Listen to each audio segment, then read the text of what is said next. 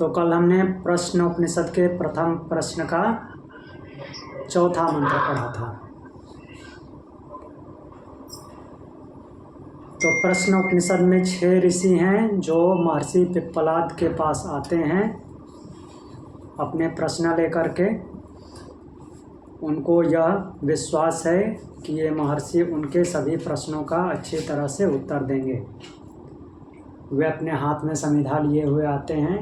तो महर्षि पिप्पलाद उनसे बोलते हैं कि पहले इस आश्रम में रहकर 1 साल तक ब्रह्मचर्य पालन करते हुए तप करो। 1 साल के बाद जो प्रश्न होगा वो पूछना। यदि मुझे आता होगा तो मैं तुम्हारे सारे प्रश्नों के उत्तर दूंगा, ऐसा उन्होंने बोला। तो 1 साल तक उन्होंने ब्रह्मचर्य पालन करते हुए तपस्या की, अर्थात उनके आश्रम में द्वंद्वों को सहन करते हुए बिताया। और उसके बाद प्रश्न किया उनसे। तो हमारा पहला प्रश्न चल रहा है। तो जो पहला प्रश्न है वो किसने पूछा है? कबंधी ने। कात्यायन के जो प्रपौत्र हैं कबंधी पूछते हैं कि यह प्रजा की उत्पत्ति कैसे हुई है, उसके बारे में बताइए। तो हमने देखा था कि महर्षि पिप्पलाद अपनी तरह से उसका उत्तर दे रहे हैं और उन्होंने प्रजापति के लिए अलग अलग प्रकृति के अलग अलग कंपोनेंट जो हैं उनका सहारा लेते हैं, उनको प्रजापति मानते हैं और उनमें डिवीज़न करते हैं और उसके माध्यम से रिप्लाई देते हैं। तो किसी भी चीज़ को वो हेड मान लेते हैं, प्रजापति मान लेते हैं, उसमें पार्टीशन करते हैं और उसको वो बताते हैं। तो इसमें हमने चौथे मंत्र में देखा था, बोलते हैं कि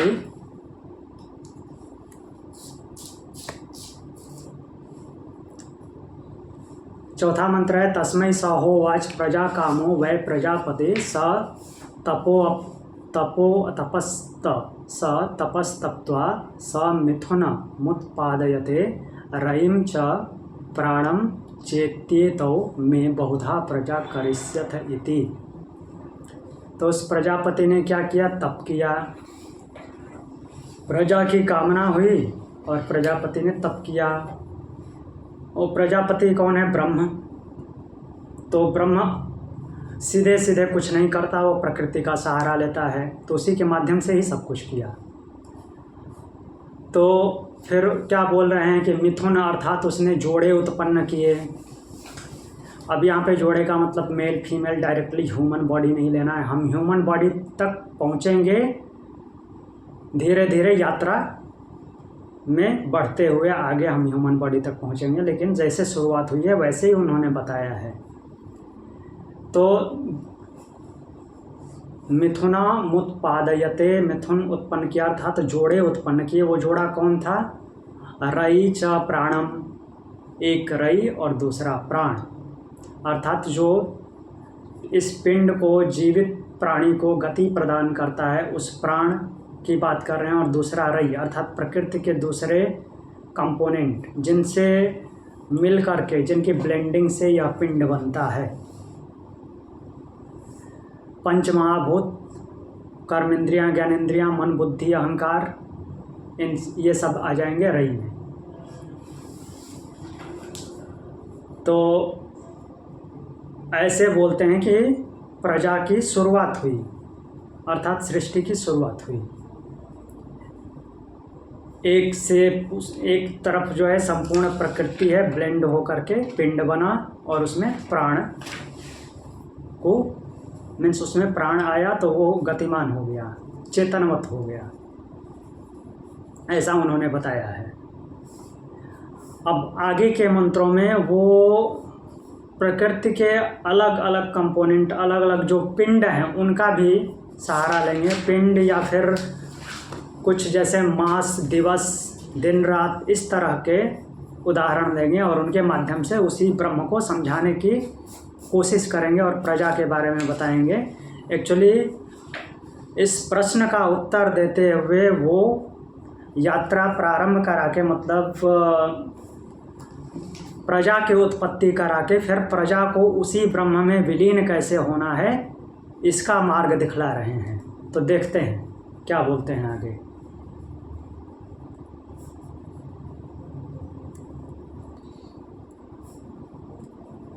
5 नंबर मंत्र। आदित्यो ह वै प्राणो रैरेव चंद्रमा रैर्वा एतत् सर्वं यन्मूर्तं चामूर्तं च तस्मान् मूर्तिरेव रैः। फिर से पढ़ेंगे। आदित्यो ह वै प्राणो वै प्राणो रैरेव चंद्रमा रैर्वा एतत् सर्वं यन्मूर्तं चामूर्तं च तस्मान् मूर्तिरेव रैः।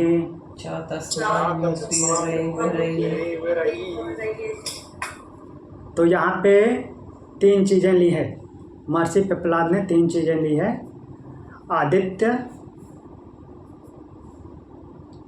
आदित्य को और चंद्रमा को, नहीं, दो को ही लिया है, आदित्य और चंद्रमा। हाँ, एक प्राण भी है, लेकिन प्राण पीछे ले चुके हैं, वो प्राण के माध्यम से समझाने की कोशिश कर रहे हैं। आदित्य, प्राण, चंद्रमा, रई।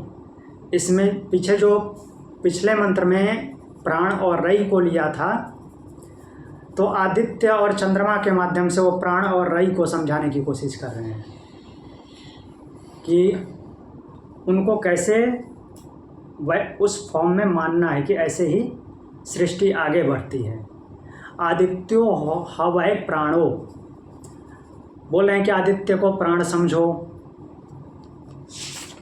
एक बार देख लेते हैं, उसके बाद फिर एक्सप्लेन करेंगे। आदित्यो ह वै प्राण, कि यह जो आदित्य है यही प्राण है। रैरेव चंद्रमा, और चंद्रमा क्या है? रई है। एतत् सर्वं यत् मूर्तय चामूर्तच तस्मान् मूर्तिरेव रई। तो चंद्रमा रई है, सूर्य प्राण है, और बोल रहे हैं कि यत् मूर्तय च, जो कुछ मूर्ति है अर्थात आकार वाला है, साकार है, पिंड है। अमूर्तम च, और जो आकार से रहित है, पिंड नहीं बना है, वो भी। एतत् सर्वं वै, यह सब कुछ रई ही है। रैर्वा एतत् सर्वं यन्मूर्तं चामूर्तं च अमूर्तं च तस्मान् मूर्तिरेव रई। तस्मात् मूर्ति एव रई। इसलिए मूर्ति एव रई। तो बोल रहे हैं कि जो मूर्ति मात्र ही, जो देखने और जानने में अर्थात इंद्रियों के अनुभव में जो कुछ आता है, वो सब कुछ रई है। फिर से देखते हैं।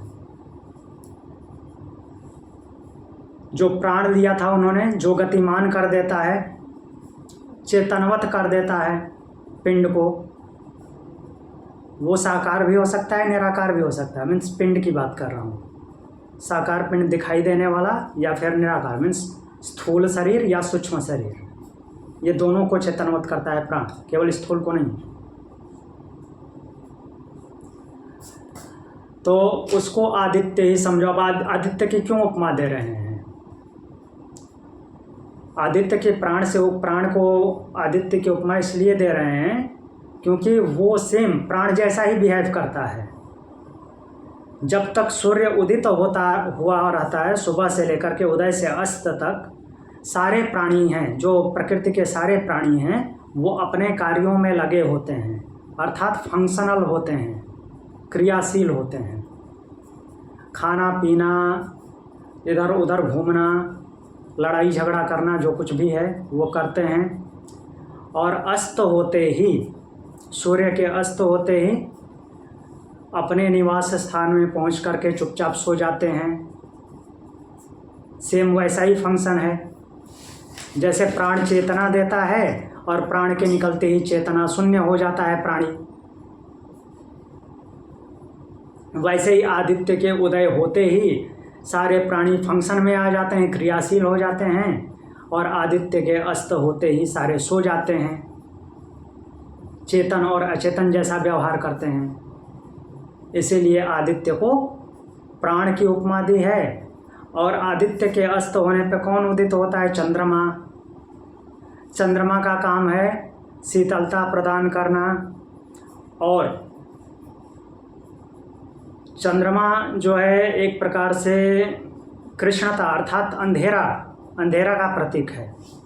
चंद्र का जो पक्ष है अंधेरा का प्रतीक है, सूर्य का पक्ष है वो उजाला का प्रतीक है। दिन में बहुत प्रकाश रहता है, रात्रि में अंधेरा रहता है, और चंद्रमा रात्रि में ही निकलता है। वो अलग बात है कि उसके प्रकाश से चांदनी प्रकाश आता है, लेकिन वो रात्रि का प्रतीक है, तो इसलिए रई को चंद्रमा की उपमा दी गई है।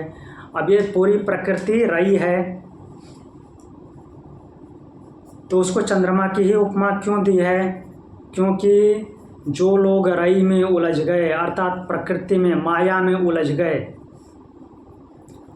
जो प्राण है वो प्राण क्या करता है? प्रकाश की ओर ले जा करके, अर्थात चेतना दिला करके, चेतनवत करके वो ब्रह्म की तरफ अग्रसर कर रहा है, साधक को ब्रह्म की तरफ लेके जा रहा है। और जो चंद्रमा जिसको रई की उपमा दी गई है, रई से जिसकी तुलना की गई है, वो क्या कर रहा है? इस सांसारिकता में उलझा रहा है, और सांसारिकता में उलझ गए तो इधर ही जन्म मरण के चक्कर में पड़े रहेंगे। कहने का तात्पर्य ये है महर्षि का। तो ये दो चीज़ें हैं, आदित्य और चंद्रमा, जो प्राण और रई से कंपेयर किया गया है। आदित्य वैसे ही बिहेव करता है जैसे प्राण, उसके उदय होते ही सभी चेतनवत होने जैसा व्यवहार करते हैं, और उसके अस्त होते ही ऐसे लगता है कि चेतना शून्य हो गए।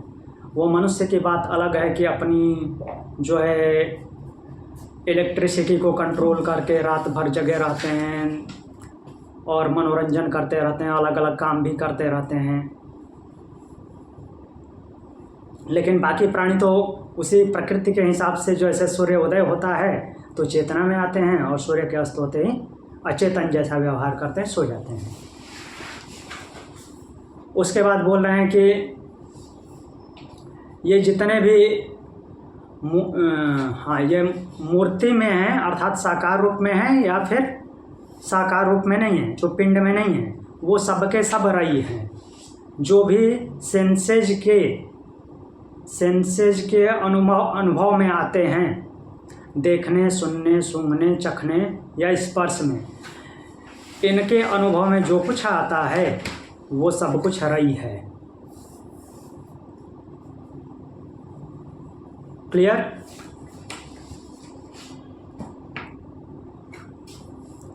कुछ पूछना है? आगे बढ़ते हैं फिर।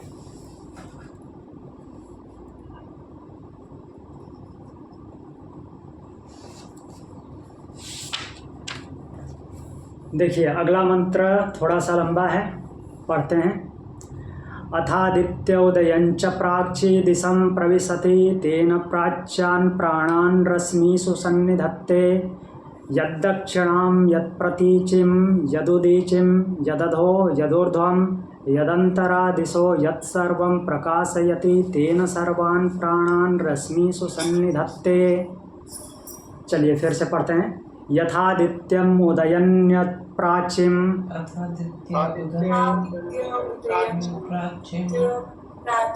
दिशं प्रविशति तेन प्राच्यान् प्राणान् रश्मिषु सन्निधत्ते यद्दक्षिणां यत्प्रतीचिं यदुदीचिं यदधो यदूर्ध्वं यदूर्ध्वं यदन्तरादिशो यदन्तरादिशो यत्सर्वं प्रकाशयति यत्सर्वं प्रकाशयति तेन सर्वान् प्राणान् रश्मिषु सन्निधत्ते। तेन सर्वान् प्राणान् रश्मिषु सन्निधत्ते। ठीक है, देखिए जो अभी पिछले वाले श्लोक को पिछले वाले मंत्र को एक्सप्लेन करते हुए इसकी आधी बातें हमने उसमें देख ली। आगे देखते हैं, और भी कुछ है इसमें। आदित्य उदयन यत् प्राचीम दिशम प्रविशति।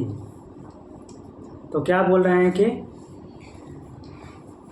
अथ मीन्स इससे पहले कुछ हुआ है इसलिए अथ आता है। अथ मतलब अभी से प्रारंभ हो गया ऐसा नहीं, उससे पहले कुछ हुआ है। क्या हुई है? रात हुई होगी।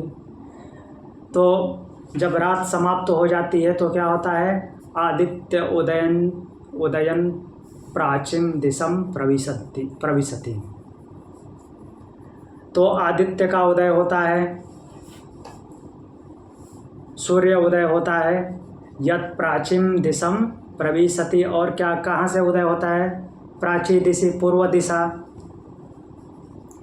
दिशा से प्रवेश करता है उदय होते हुए। तेन प्राच्यान प्राणान, और उससे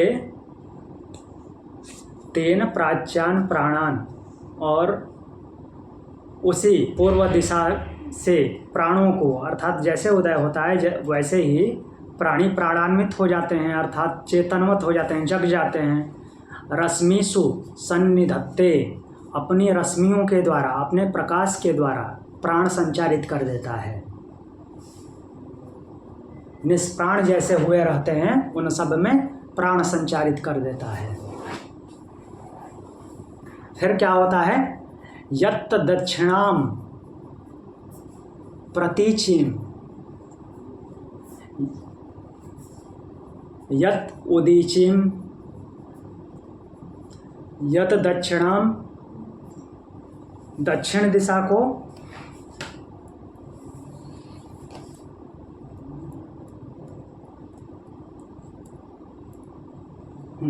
यत् दक्षिणाम यत् प्रतीचिम, जो दक्षिण दिशा को, फिर पश्चिम दिशा को, यत् उदीचिम उत्तर दिशा को, यत् अधा और नीचे के लोकों को, यत् ऊर्ध्वम ऊपर के लोकों को अर्थात ऊपर की दिशाओं को, यत् अंतरादिशा और बीच के भाग को, इन दोनों के बीच में, ऊपर और नीचे के बीच में,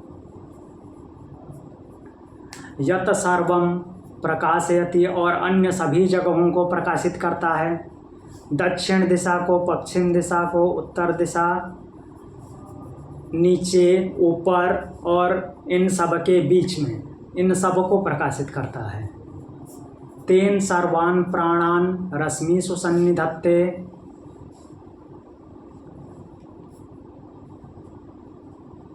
और ऐसा कैसे करता है? अपनी रश्मियों के द्वारा। ऐसे लगता है कि अपनी रश्मियों से प्राण का संचार कर दिया है। तो प्राण की उपमा देते हुए वो बता रहे हैं, आदित्य को एक्सप्लेन कर रहे हैं।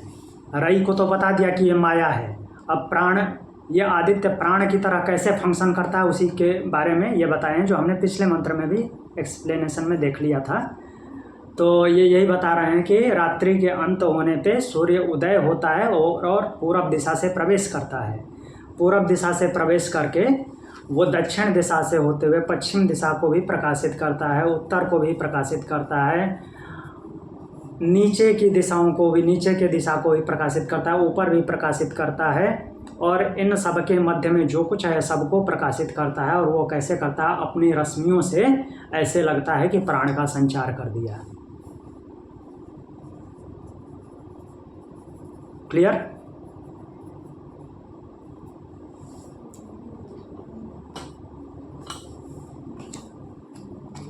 तो गोल ये है ब्रह्म के मार्ग पे अग्रसर कराने का। उसको देखते हैं अभी और क्या बोलेंगे। और वो प्राणियों को साथ में लेके चल रहे हैं। प्रश्न क्या था? प्रजा की उत्पत्ति कैसे होती है? तो प्रजा की उत्पत्ति पहले जोड़ा बनाया प्राण और रई का, उससे प्राणी की उत्पत्ति कर दी। अब उसकी यात्रा शुरू कर दी है। अब उसकी यात्रा में क्या क्या हो रहा है देखते हैं। 7वां मंत्र पढ़ते हैं। स एष वैश्वानरो विश्वरूप प्राणो अग्निरुदयते तदेतदृचाभ्युक्तम्। चलिए फिर से पढ़ते हैं। स एष वैश्वानरो स एष वैश्वानरो वैश्वानरो विश्वरूपः विश्वरूपः प्राणो अग्निरुदयते प्राणोऽग्निरुदयते हृदयते तदेतदृचाभ्युक्तम्। तदेतद्रचाभ्युक्तम्।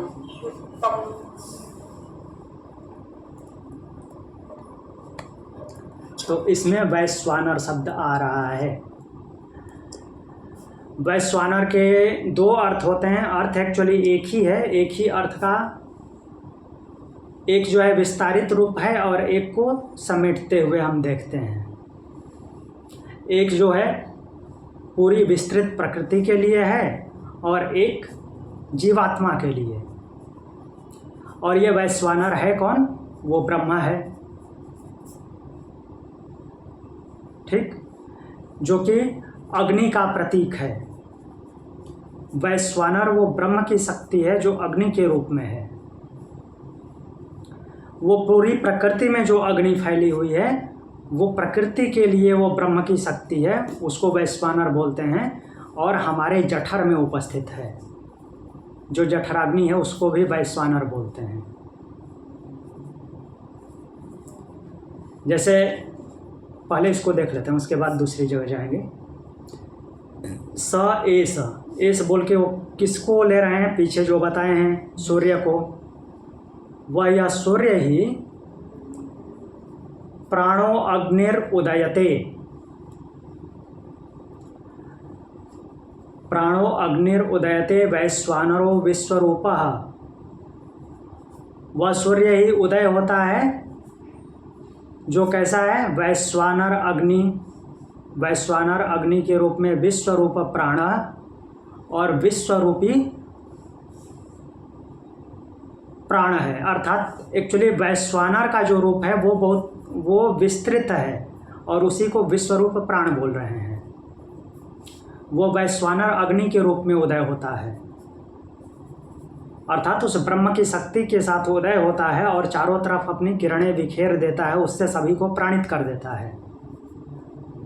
क्यों? क्योंकि उसमें, और वैश्वानर ही क्यों बोल रहे हैं? क्योंकि उसमें हीट की एनर्जी है, अग्नि की ऊर्जा है, जो ब्रह्म की अग्नि रूपी ऊर्जा है, इसीलिए यहाँ पे वैश्वानर आया है। उसी से प्राणित हो रहा, सभी लोग प्राणित हो रहे हैं। फिर बोल रहे हैं कि तथा एतत् तद्देतदृचाभ्युक्तम्।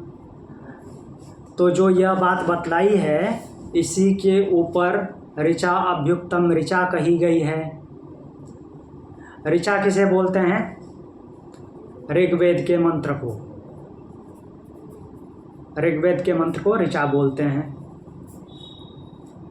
तो आगे मंत्र है, तो उसके बाद, उससे पहले ये देख लेते हैं कि ये वैश्वानर जो है भगवान ने भी शब्द प्रयोग किया है, 15वें अध्याय में बोलते हैं। जो 15वां अध्याय है पुरुषोत्तम योग, उसका 14वां श्लोक है। अगर भगवत गीता है तो खोल लीजिए। बोल रहे हैं, अहम वैश्वानरो भूत्वा प्राणिनाम देहम आश्रिता प्राणापान समायुक्ता पचाम्यन्नम चतुर्विधम।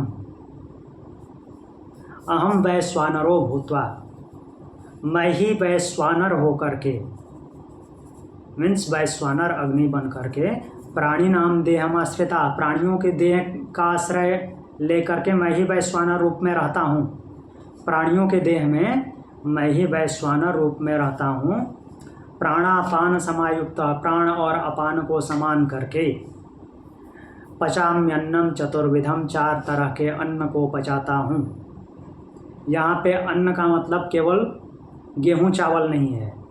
अन्न का मतलब हम जो कुछ भी खाते हैं, जो कुछ भी भोज्य है, खाने योग्य है, यहाँ तक कि केवल ह्यूमन का नहीं, किसी भी प्राणी का, वेजिटेरियन हो, नॉन वेजिटेरियन हो, घास खाने वाला हो या फिर गाय भैंस भेड़ बकरी खाने वाला हो, उन सब की बात कर रहे हैं।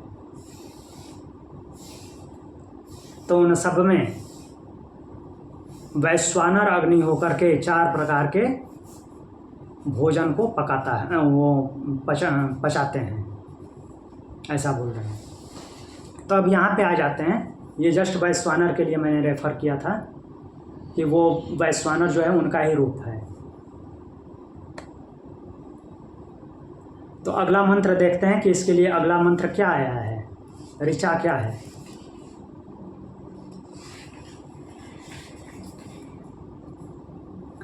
ये 8 नंबर की ऋचा है।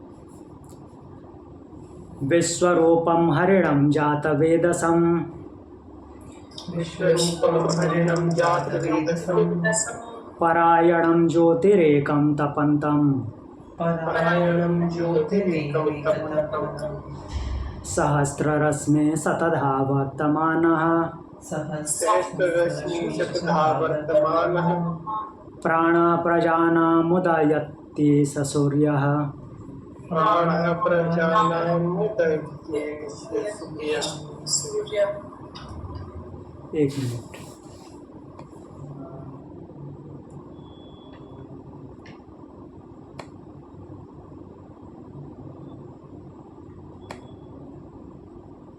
फिर से मीटर में आ गया, ये पोर्ट्री फॉर्म में आ गया। जी, तो देखते हैं, बोल रहे हैं कि विश्वरूपम हरिणम जातवेदस परायणम ज्योतिरेकम तपंतम। विश्वरूपम, विश्वरूप वाला, जातवेदसम, जातवेद, सबको जानने वाला, विश्वरूप वाला, और इस विश्व में अर्थात सृष्टि में सबको जानने वाला। जातवेदस का यहाँ पे सबको जानने वाला। जातवेद किसका नाम है, किसका नाम जातवेदा है? मीनाक्षी मैम, जातवेदा नाम है अग्नि का, ठीक है। तो अग्नि के माध्यम से, अग्नि का रोल हर जगह है, जैसे प्राण हर जगह है, वैसे ही अग्नि भी हर जगह है। तो अग्नि के माध्यम से वो सब कुछ सबको जानता है, और अग्नि में उसी की शक्ति है, इसलिए जातवेदस आया है। जातवेदस अर्थात वो सब कुछ जानने वाला है। परायणम, परायणम मतलब कि जो सभी उसी के परायण है, वो सबका आधार है। ज्योति तपंतम, प्रकाश स्वरूप तपते हुए। हरिणम, अब यहाँ पे हरिण का मतलब हिरण नहीं समझना है, मृग के लिए नहीं बोल रहे हैं। हरिणम, हरि की आभा, भगवान का प्रकाश, वो किरणों वाला है। सूर्य को यहाँ पे पकड़ के रखे हैं। एकम, एक है, दूसरा कोई नहीं है।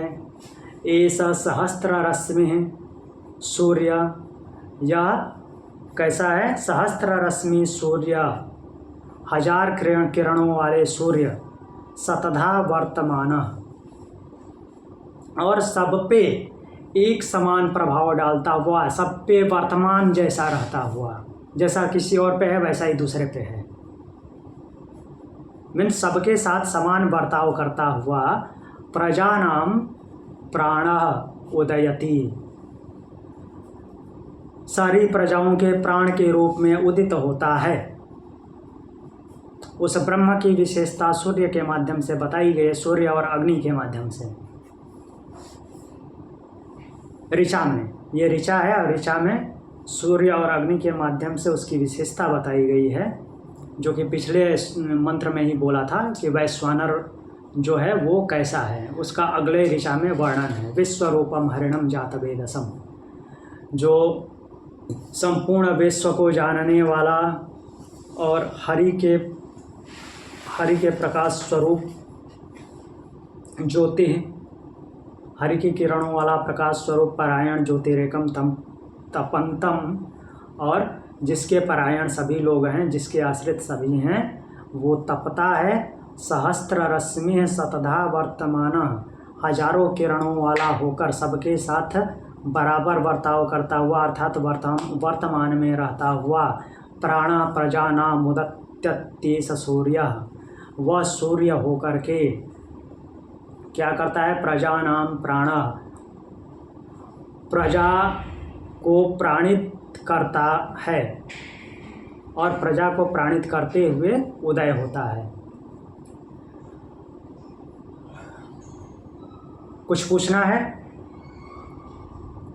अब उदय होता है क्यों आया है? सूर्य का एग्जाम्पल लिया, सूर्य उदय होता है और सूर्य ही उसकी शक्ति से प्राणित करता है। जी पूछिए।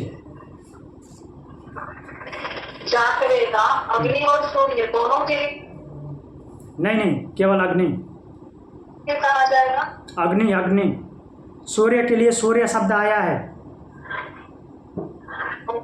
लास्ट में सूर्य आया ना, सूर्य। और ये जो पिछले श्लोक में जो इन्होंने वैश्वानर बताया, हाँ, तो ये बड़ी रूप में जो वैश्वानर है वो इन्होंने श्लोक में एक्सप्लेन किया। हाँ, वैश्वानर जो है हमारे पेट में है और दूसरा पूरी प्रकृति में जो हीट है तो वो भी वैश्वानर ही है।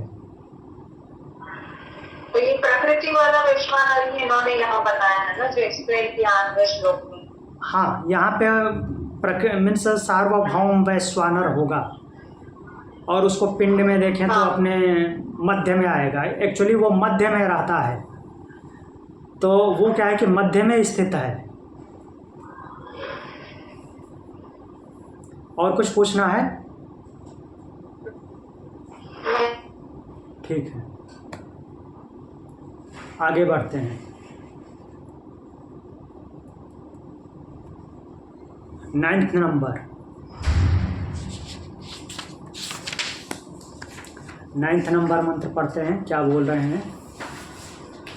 संवत्सरो वै प्रजापतिस्तस्यायने दक्षिणं चोत्तरं च तद्देह वै तदिष्टापूर्ते कृतमित्युपासते ते चान्द्रमसमेव लोकमभिजयन्ते त एव पुनरावर्तन्ते तस्मादेत ऋषया प्रजा कामा दक्षिणं प्रतिपद्यन्ते एषः वैरैर्यः पितृयाणः। पढ़ते हैं, चलिए। संवत्सरो वै प्रजापतिस्त स्यायने दक्षिणं चोत्तरं च तद्देह वै तदिष्टापूर्ते कृतमित्युपासते ते चान्द्रमसमेव लोकम अभिजयन्ते त एव पुनरावर्तन्ते तस्मादेत ऋषयः प्रजाकामा दक्षिणं प्रतिपद्यन्ते एषः वै रैर्यः पितृयाणः।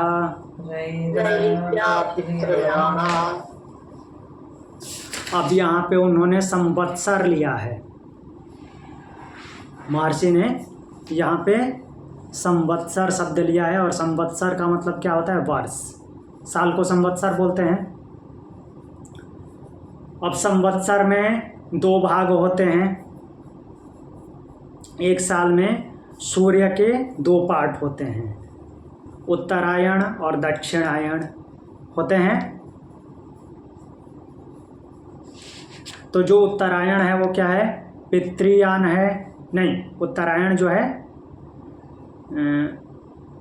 उसका ब्रह्म का पक्ष है और दक्षिणायन जो है पितृपक्ष है। ठीक, एक को शुक्ल पक्ष बोलते हैं, एक को कृष्ण पक्ष बोलते हैं। ये शुक्ल पक्ष कृष्ण पक्ष मास में आएगा, इसलिए यहाँ पे नहीं लेंगे। यहाँ पे उत्तरायण दक्षिणायन लेंगे। तो जो दक्षिण वाला पक्ष है वो पितृयान है। तो यहाँ पे देखते हैं हम क्या बोल रहे हैं। संवत्सरम वै प्रजापति। संवत्सर को क्या मान लिया उन्होंने? संवत्सर ही प्रजापति है ऐसा मान लेते हैं। प्रजापति मतलब कि वो ब्रह्म। संवत्सर प्रजापति है। तस्य अयने, उसके 2 अयन हैं। अयने, अयन केवल नहीं है, अयने तो उसके अयन है। अयन कितने होते हैं? 2 होते हैं। अयन मतलब अयन 6 महीने को बोलते हैं। 6 महीने का एक अयन होता है। तो दक्षिणम च उत्तरम च, एक कौन सा है? दक्षिण और दूसरा उत्तर। तत येह, तत इष्टपूर्ते वै, तो तत येह वहाँ जो लोग, मीन्स उत्तर और दक्षिण इन दोनों में, तत इष्टपूर्ते वै, इष्ट और पूर्त कर्मों को ही, इष्ट जो इच्छा हुई है और जिसको जो लक्ष्य है वो, और जिसको पूरा करना है वो, इष्ट और पूर्त कर्म एक ही लेकर चलते हैं। कृतम इति, जिसको करने योग्य कर्म मान करके उपासते, उनकी उपासना करते हैं। ते चांद्रमसम लोकम एव अभिजायन्ते, वे चंद्रमा के लोक को ही प्राप्त होते हैं। चंद्रमस लोक को अर्थात दक्षिणायन को प्राप्त होते हैं। ते एव पुनः आवर्तन्ते, और वे क्या होते हैं? पुनः आवर्तन्ते, फिर से आते हैं, उनका पुनरागमन होता है। तस्मात् एते प्रजा कामा ऋषयः दक्षिणम प्रतिपद्यन्ते, इसलिए ये प्रजा कामा ऋषयः, प्रजा की कामना के लिए अर्थात संतान उत्पत्ति, प्रजा की कामना मतलब कि अपने प्रोजनी के लिए। ऋषय, ऋषि भी शब्द दिया है, ऋषिगण दक्षिणम प्रतिपद्यन्ते, दक्षिण मार्ग को प्राप्त होते हैं। जो साधक यहाँ पे रुक जाता है, अर्थात किसमें? दक्षिण की तरफ, अपनी कामनाओं की पूर्ति के लिए दक्षिण पक्ष में रुक जाता है, वो क्या होता है? पुनः आवर्तनते, फिर से आता है। क्यों आता है? क्योंकि उसकी कामनाएं हैं। तो दक्षिणम प्रतिपद्यन्ते, दक्षिण मार्ग को प्राप्त होता है वो। हा ऐसा वै रई, और निसंदेह यह रई है, क्योंकि माया में उलझ गया और माया को उन्होंने रई बताया है। या पितृयाण, जो पितृयान नामक मार्ग जाना जाता है वो पितृयान है। पितृयान क्यों है? क्योंकि आपके पूर्वज जो गए हैं उनके बारे में आपने सोचा, उनकी उपासना की, और वो जैसा करके गए हैं वैसा ही आपने किया, तो क्या हुआ? उनके जैसा ही फिर से आपका आवागमन हुआ, फिर से पुनरावृत्ति को प्राप्त हुए। अब बोलेंगे कि क्यों? वो तो ब्रह्म को भी सोच करके गए होंगे। हाँ, ब्रह्म को सोच के गए तो ब्रह्म को प्राप्त हो गए, तो आपको ब्रह्म को सोचना चाहिए तो ब्रह्म को प्राप्त होते। वो ब्रह्म हो गए तो अब आप ब्रह्म को सोचेंगे ना, उनको थोड़ी सोचेंगे, उनकी उपासना नहीं करेंगे। जब उनकी उपासना कर रहे हैं मतलब कि उनके कर्मों में उलझ रहे हैं, वो क्या क्या करके गए हैं, तो कामनाएं क्या क्या कामनाएं हैं, वो कामनाएं जागृत होंगी और उनके पीछे भागेंगे।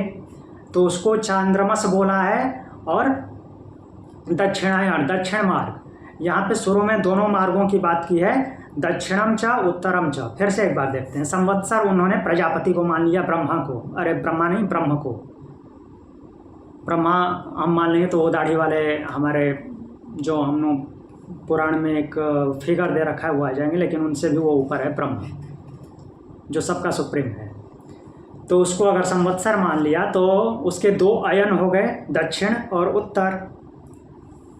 सीधा सीधा दिखता भी है, दक्षिणायन और उत्तरायण सूर्य का।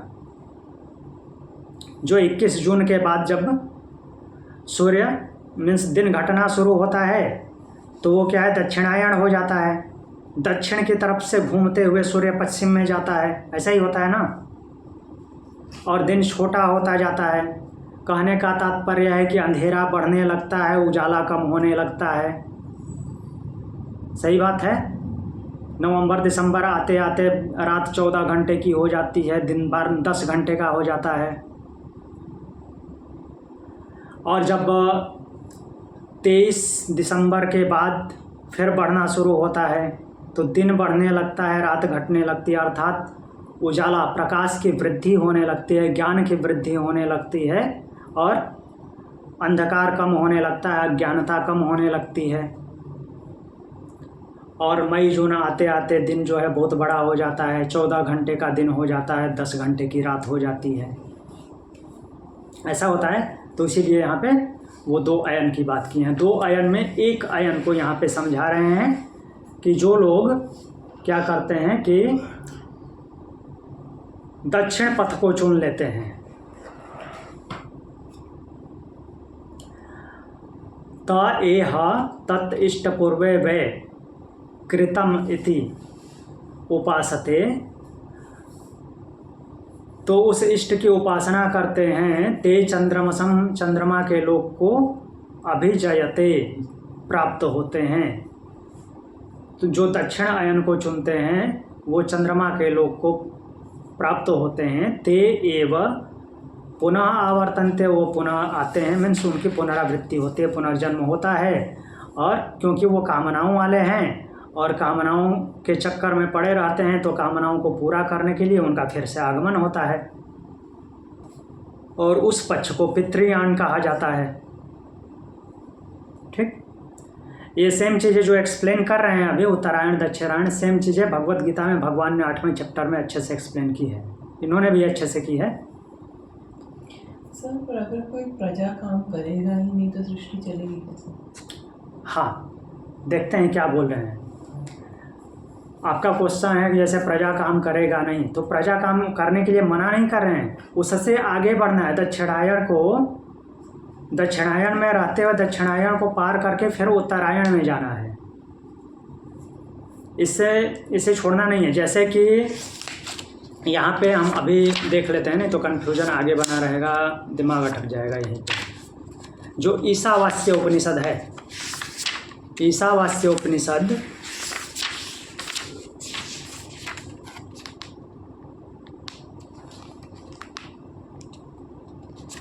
ईशावास्य उपनिषद का 9वां मंत्र, रुकिए मैं इसमें दिखाता हूँ आपको कितना, 34 नंबर।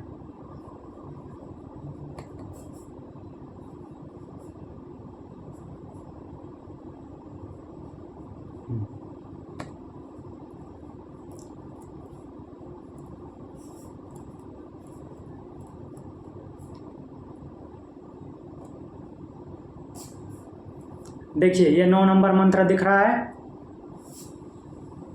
सभी को दिख रहा है मार्ग जी? तो इसमें बोल रहे हैं अंधम तमा प्रविशन्ति ये अविद्यामुपासते ततो भूय इव ते तमो यौ विद्यायान रता। बोल रहे हैं अंधा तमा प्रविशन्ति ये अविद्यामुपासते, जो अविद्या की उपासना करते हैं वो घनघोर अंधकार में गिरते हैं। यहाँ पे अविद्या वही है जो रई है, अर्थात सांसारिकता, कर्म कांड। रही तो शरीर भी हुआ ना? हाँ, शरीर भी हुआ। तो जो भी मीन्स इस प्रकृति से बना हुआ है, और जो हम कर्मों में लगे हुए हैं, जिन कर्मों में लगे हुए हैं, हाँ, वो सब कुछ तो ये अविद्या ही है। अविद्या की वजह से ही तो ये है। तो अविद्या को बुरा नहीं मानना है। अविद्या मतलब कि जो हम कर्म करते जा रहे हैं, तो जैसे जैसे विद्या बढ़ती जाएगी अविद्या कम होती जाएगी। तो इस मार्ग को छोड़ना नहीं है। ऐसा नहीं कि सीधे विद्या पे कूद जाना, कुछ मीन्स अल्फ़ाबेट सीखा नहीं PhD का एग्ज़ाम लिखना, ऐसा नहीं होता है। तो इसीलिए बोल रहे हैं अंधा तमा प्रविशन्ति ये अविद्यामुपासते ततो भूय इव ते तमो यौ विद्यायाम रता, और उससे भी घनघोर अंधकार में वो गिरते हैं जो विद्या में रत हैं। मतलब कि जिनको विद्यावान होने का अर्थात मनीषी होने का, विद्वान होने का अहंकार हो गया है, मैं तो सीधा उसके पास जाऊंगा, नहीं, इसी रास्ते से अविद्या से होते हुए जाओगे। क्यों ऐसा बोल रहे हैं अगले मंत्र में, देखिए।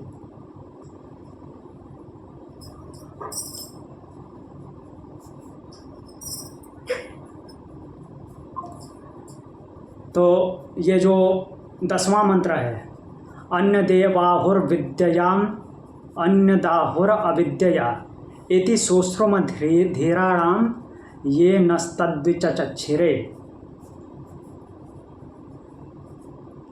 तो इसमें बोल रहे हैं, क्या बोल रहे हैं, विद्या अन्यत एव आहो, अविद्या अन्यत आहो। अविद्या का अलग फल है, विद्या का अलग फल है।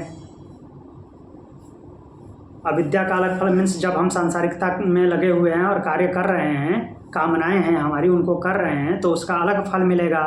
और जब उस ब्रह्म को प्राप्त हो जाएंगे, पूर्ण मीन्स ज्ञान हो जाएगा, उसमें समाहित हो जाएंगे, तो उसका अलग फल है, अर्थात मुक्त हो जाएंगे।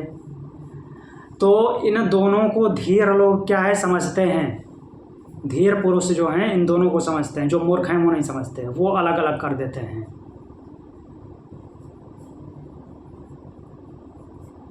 तो धीर लोग क्या करते हैं, धीराणाम सोश्रुमा, धीरों से ऐसा हम, धीर लोगों से ऐसा हम सुनते आए हैं, ये न तत् विचक्षिरे, जिन्होंने हमें व्याख्या करके बताई हुई है इन दोनों के बारे में।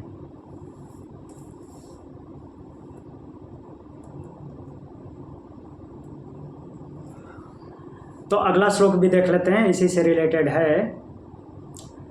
विद्यां च यस्तद्वेदो भयं सह अविद्यायां मृत्युम त्यक्त्वा विद्यया मृतम अश्नुते। सेम उसको अच्छे से एक्सप्लेन कर रहे हैं। विद्यां च अविद्यां च, विद्या और अविद्या, यस्तद्वेदो भयं सह, इन दोनों को, उभय, इन दोनों को, किसको, विद्या और अविद्या को, इन दोनों के तत्व को साथ साथ वेद अच्छी तरह से जो जान लेता है, केवल एक में नहीं पढ़े रहना है, विद्या और अविद्या को साथ साथ जान लेता है, तो क्या बोले हैं कि अविद्या मृत्युम तीर्थवा, अविद्या के मार्ग पे चलते हुए अर्थात कर्म करते हुए, मृत्युम तीर्थवा, मृत्यु को पार कर जाता है। अविद्या के मार्ग पे चलते चलते, जब योग मार्ग पे चलते चलते आगे बढ़ता है तो मृत्यु को पार करता है, मृत्युम त्यक्त्वा, और विद्या अमृतत्व अश्नुते, और जैसे ही विद्या मिलती है अमृतत्व को प्राप्त कर लेता है। तो ये अविद्या जो है, हमारे कर्म हैं, कर्मों को अच्छी तरह से करना चाहिए। वो क्या करेंगे कि आपको मृत्यु से पार कराएंगे। हाँ, आपकी कैपेसिटी, आपका लक्ष्य कहाँ है, उस विद्या को प्राप्त करना है। इस अविद्या को कम करते करते करते करते उस विद्या पे पहुंचना है। सीधे विद्या नहीं मिलेगी आपको सीधे विद्या कैसे मिल सकती है, सीखते सीखते ही जाएंगे ना। तो ये अविद्या मार्ग है उस विद्या तक पहुंचने का।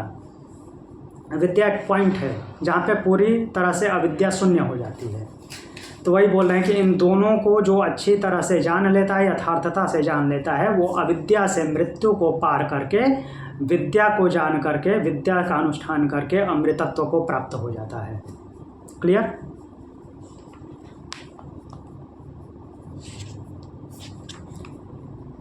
अब फिर से आ जाते हैं अपने मंत्र पे।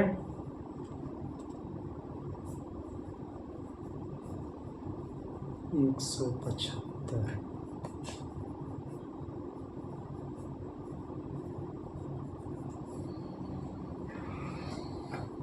तो प्रैक्टिकल लाइफ में अगर इसको अप्लाई करना हो तो आप कैसे, थोड़ा सा एग्जाम्पल देके समझाएं?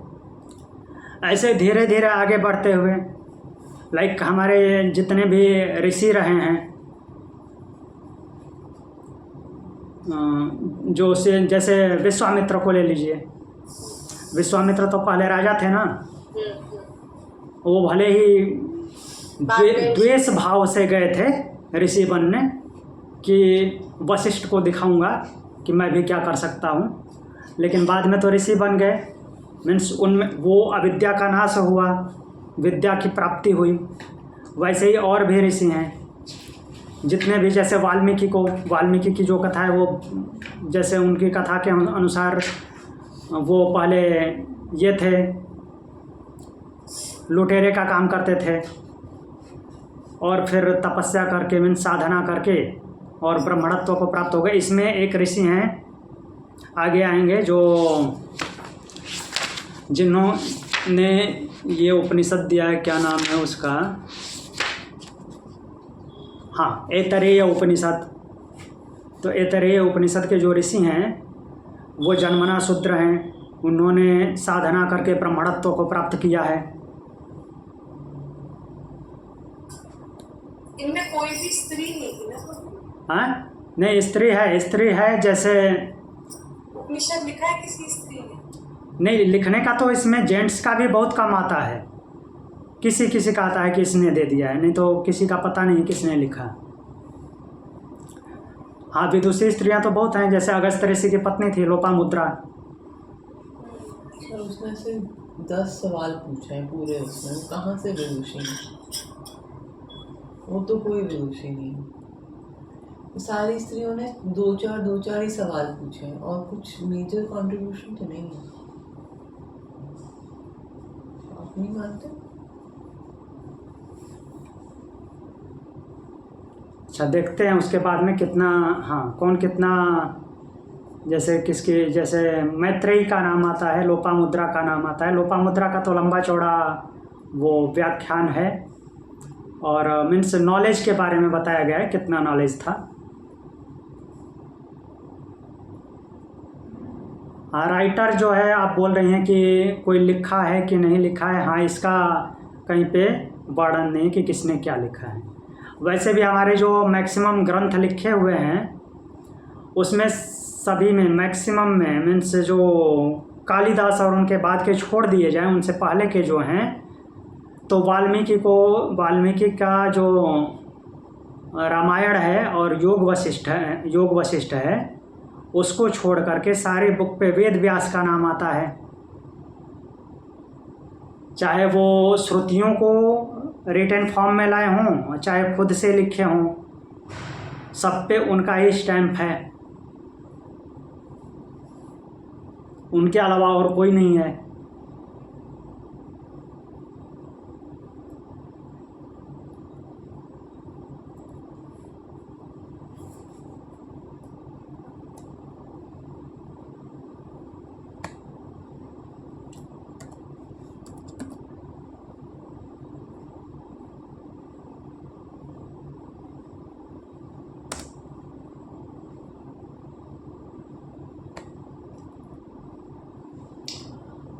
सर ऐसा हो सकता है women की contribution keeps getting deleted? ऐसा भी हो सकता है डिलीट कर दिया हो।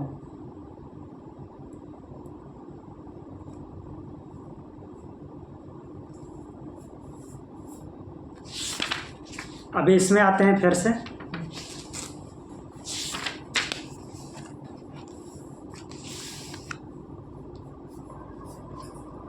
तो ये पितृमार्ग समझ में आ गया, क्लियर हो गया? जी बिल्कुल। तो कहने का तात्पर्य है कि जो यहीं पे अटक जाते हैं वो फिर से वापस यहीं पे आएंगे। यहाँ को पार करके जो उत्तरायण में अर्थात प्रकाश में पहुँच गया वो फिर मुक्त होगा। वो जो प्रकाश में जा रहा है अर्थात उत्तरायण का मार्ग ग्रहण कर रहा है, वो सीधे सीधे उत्तरायण का मार्ग नहीं ग्रहण कर सकता, ये दक्षिणायण से होकर ही जाएगा।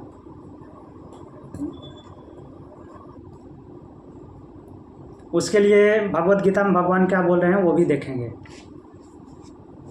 आज नहीं देखेंगे तो कल देखेंगे। एक मंत्र और देख लेते हैं। अथोत्तरेण तपसा ब्रह्मचर्येण श्रद्धया विद्ययात्मानमन्विष्यादित्यामभिजयन्ते एतद्वै प्राणानामायतनमेतद्मृतं भयमेतत्परायणमेतस्मान्नः पुनरावर्तन्त इत्येष निरोधस्तदेश श्लोकः। तो बोले अथोत्तरेण तपसा, अथोत्तरेण तपसा उत्तरेण तपसा ब्रह्मचर्येण श्रद्धया ब्रह्मचर्येण श्रद्धया विद्यया विद्यया आत्मनं विन्यस्यात् आत्मनिर्भरस्य विनश्य हाँ इति इति यमभिज्जयन्ते इति यम विजयन्ते एतद्वै एतद्वै प्राणानां प्राणानाम् आयतनम् आयतनम् एतद् इत्तद् अमृतम् अमृतम् अभयम् अभयम् एतत् एतत् परायणम् एतत् एतत् एत है यहाँ पे एत अस्मान्न एतस्मान्न पुनरावर्तन्त पुनरावर्तन्त न पुनरावर्तन्त न पुनरावर्तन्त इत्येष निरोधस् तदेश तदेश श्लोकः। आगे एक और श्लोक आएगा, तो श्लोक कल देखेंगे, अभी ये पढ़ लेते हैं।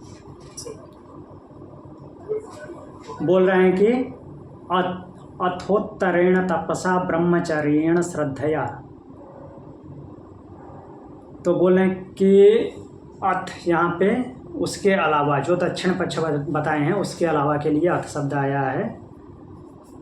तपसा ब्रह्मचर्येण, जो तप पूर्वक अर्थात द्वंद्वों को सहन करते हुए, ब्रह्म का आचरण करते हुए, ब्रह्म जैसा आचरण करते हुए, श्रद्धया, श्रद्धा से युक्त होकर, विद्या, विद्या के द्वारा, विद्या में जिनका अज्ञान क्षीण हो गया, वो अज्ञान से ही आते हैं, लेकिन जिनका अज्ञान क्षीण हो गया अब ऊपर उससे ऊपर उठ चुके हैं, आत्मानम अन्विष्य, उस आत्म तत्व को खोज करके, उस आत्म तत्व को खोज करके या खोजते हुए, उत्तरेण आदित्यम अभिजयन्ते, उत्तरायण मार्ग से, सूर्य जैसे उत्तर से होते हुए जाता है वैसे उत्तरायण के मार्ग से अर्थात प्रकाश के मार्ग से जाते हैं। अभिजयन्ते, उसको जीत लेते हैं, अर्थात प्रकाश के मार्ग को जीत लेते हैं, ज्ञान प्राप्त कर लेते हैं।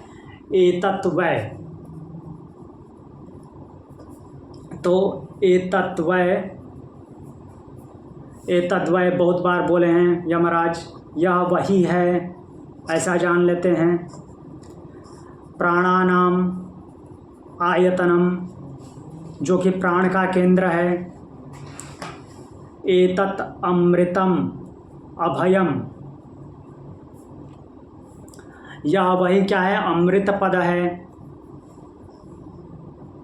अभय पद है, जहाँ पे कोई भय नहीं होता।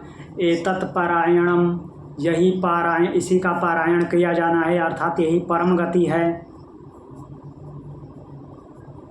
एतस्मात् न पुनः आवर्तन्ते, और उसको प्राप्त होकर के, इसको प्राप्त होकर के फिर से लौटना नहीं पड़ता। इति एष निरोधः, और इस प्रकार यह निरोध है, अर्थात सब कुछ को रोक देता है, मना कर देता है।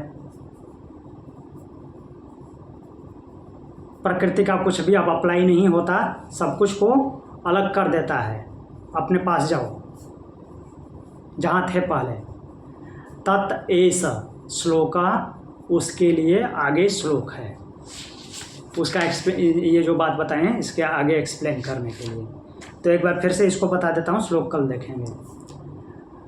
तो कहने का तात्पर्य ये है कि जो तप से, तप पूर्वक ब्रह्मचर्य मीन्स ब्रह्म का आचरण करते हुए, श्रद्धा से युक्त होकर, विद्या से अर्थात ज्ञान प्राप्त किए हुए, उस आत्म तत्व की खोज करके उत्तरायण का मार्ग स्वीकार करते हैं, उत्तरायण के मार्ग को जीत लेते हैं अर्थात प्राप्त कर लेते हैं, और यही प्राण का केंद्र है, अर्थात जो प्राण शक्ति देने वाला है ये यही है, और यही अमृतत्व है, निर्भय पद को, यही निर्भय का पद है, और यही परम गति भी है, ऐसा जान करके उसको ही प्राप्त हो जाते हैं। और ये भी जान जाते हैं कि ये सबका निरोध है, अर्थात ये अब किसी भी चीज़ में लिप्त नहीं होने देता।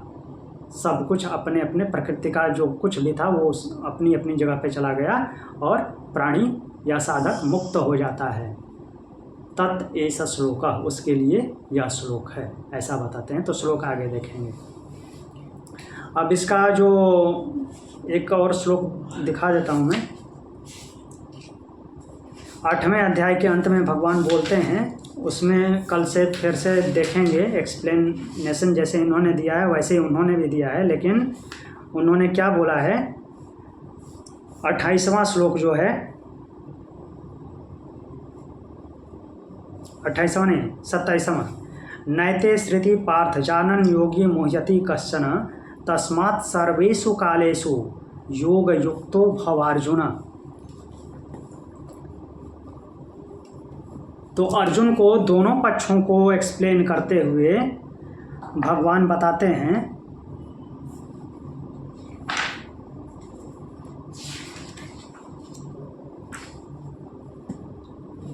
कि उससे पहले एक और श्लोक देखते हैं। शुक्ल कृष्णे गति हीयते जगता शाश्वतो मते एकया यात्यनावृत्तिम अन्यया वर्तते पुनः। शुक्ल और कृष्ण ये दो ही गति हैं, ठीक।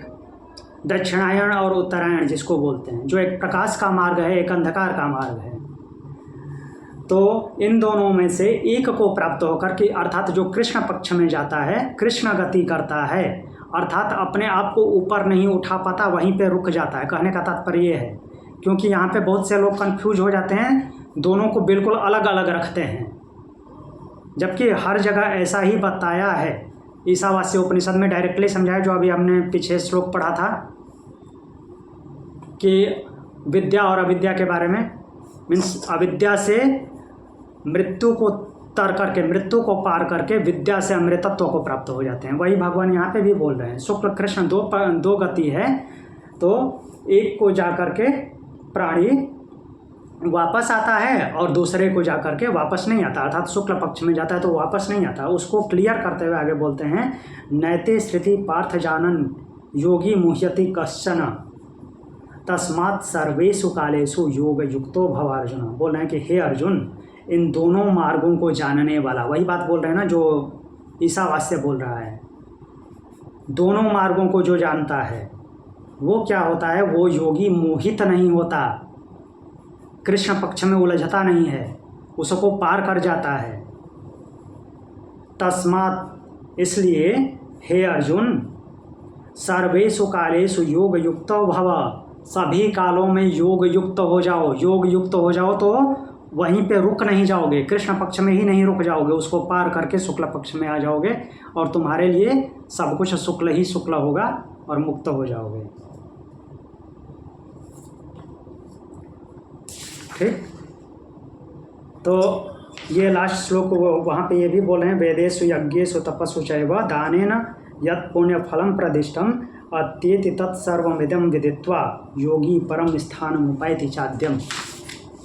अर्थात योगी इसको इदम विदित्वा, इसको जान करके, किसको जान करके, कृष्ण पक्ष और शुक्ल पक्ष इन दोनों को जान करके, वेदेषु यज्ञेषु तपस्सु च एव दानेषु यत् पुण्य फलम प्रदिष्टम।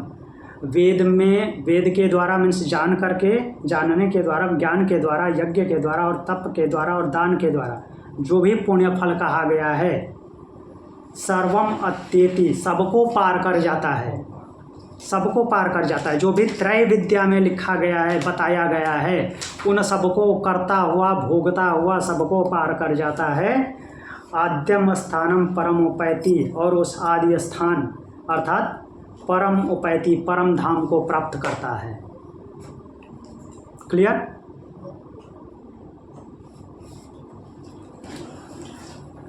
हाँ, अभी कुछ पूछना है तो पूछिए। ठीक है, तो फिर कल देखते हैं अगला मंत्र। जी, थैंक यू। प्रणाम। ओम शांति। ओम शांति।